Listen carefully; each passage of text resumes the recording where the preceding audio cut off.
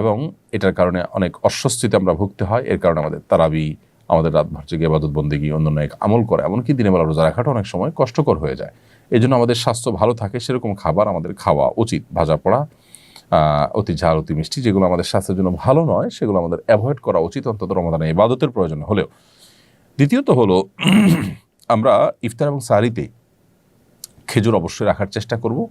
এটাতে প্রচুর পরিমাণ খাদ্যশক্তি, এনার্জি যেমন রয়েছে, এমনিভাবে এমন সব খাবার রাখবো, দেশীয় ফল এবং অন্যান্য খাবার যেগুলো সুফল আমাদের শরীরে নানাভাবে ইনশাআল্লাহ আসবে।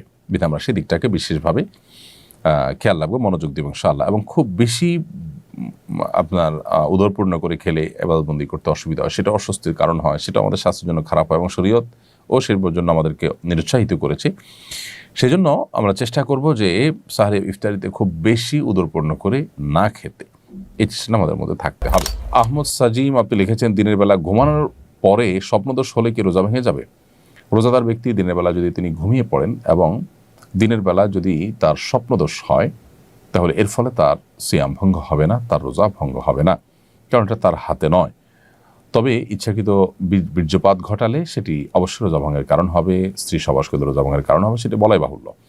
কিন্তু স্বপ্নদোষ হলে যদি বীর্যপাত হয়ও, তার ফলে তার রোজা ভাঙবে না, তবে গোসল ফরজ হবে, সেই হিসাবে তিনি গোসল করে নামাজ আদায় করবেন।